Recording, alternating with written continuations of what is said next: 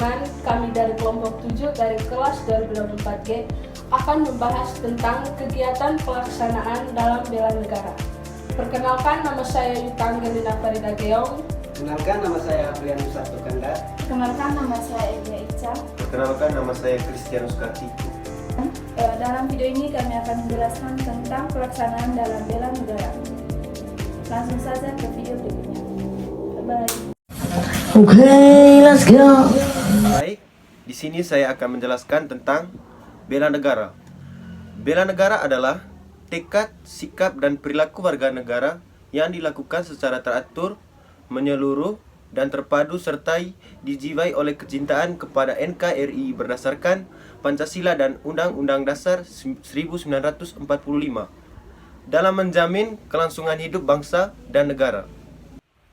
Baik, tujuan dari bela negara yang pertama, mempertahankan kelangsungan hidup bangsa dan negara. Yang kedua, melestarikan budaya. Yang ketiga, menjalankan nilai-nilai Pancasila dan Undang-Undang Dasar 1945. Yang keempat, membuat yang terbaik bagi bangsa dan negara. Yang kelima, menjaga identitas dan integrasi bangsa dan negara. Baik, manfaat dari bela negara. Yang pertama, membentuk sikap disiplin waktu, aktivitas, dan pengaturan kegiatan lain. Yang kedua, membentuk jiwa kebersamaan dan solidaritas antara sesama rekan seperjuangan. Yang ketiga, membentuk mental dan fisik yang tangguh.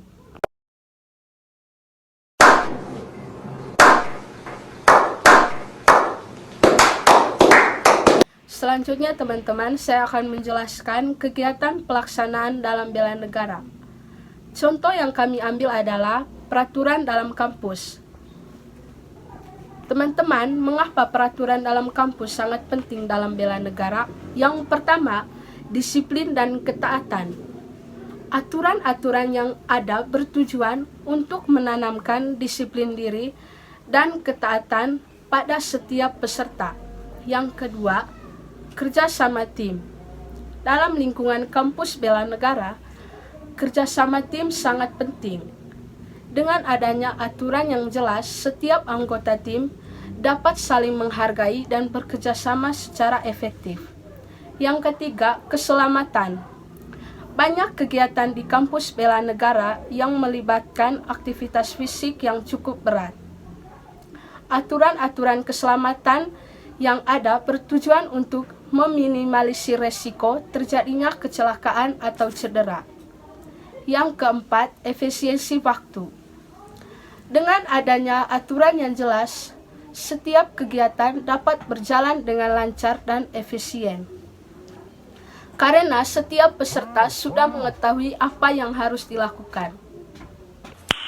Nice. Baik, selanjutnya, tujuan peraturan di kampus dalam pelaksanaan dan keikutsertaan dalam bela negara adalah untuk membangun kesadaran, tanggung jawab, dan semangat kebangsaan di kalangan mahasiswa. Yang pertama, menanamkan nilai-nilai kebangsaan mahasiswa diharapkan memahami dan menghargai Pancasila, Undang-Undang 1945, dan semangat persatuan dan keberagaman. Yang kedua, meningkatkan kesadaran bela negara, membentuk kesadaran untuk berkontribusi dalam menjaga kedaulatan, keamanan, dan keutuhan bangsa. Yang ketiga, mengembangkan disiplin dan kepemimpinan melalui partisipasi dan program bela negara.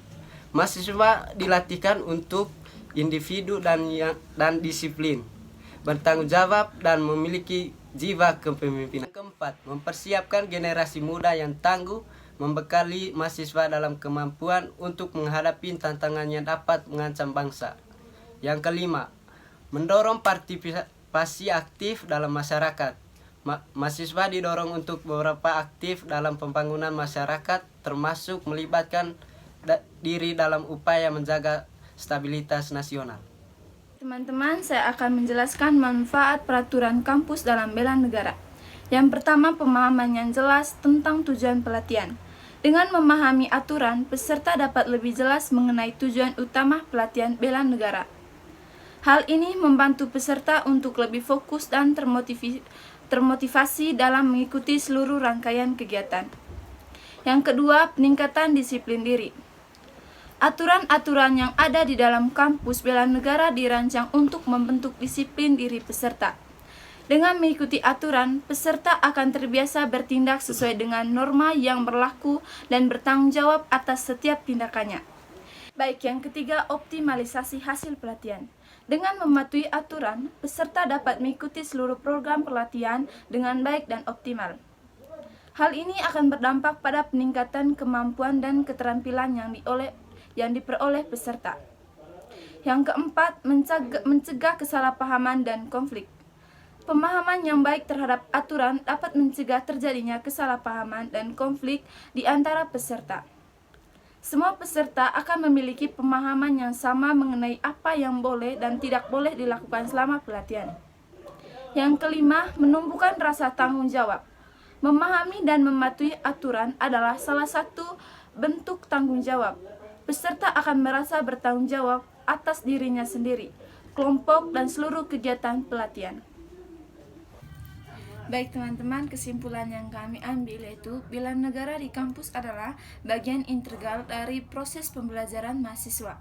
Dengan memahami dan melaksanakan nilai-nilai bela negara, mahasiswa tidak hanya akan menjadi lulusan yang kompeten, tetapi juga menjadi generasi penerus bangsa yang tangguh dan berkarakter. Terima kasih. Baik teman-teman, itu saja video pembelajaran dari kelompok 7 kami tentang pelaksanaan kegiatan peraturan di kampus dalam bela negara. Terima kasih.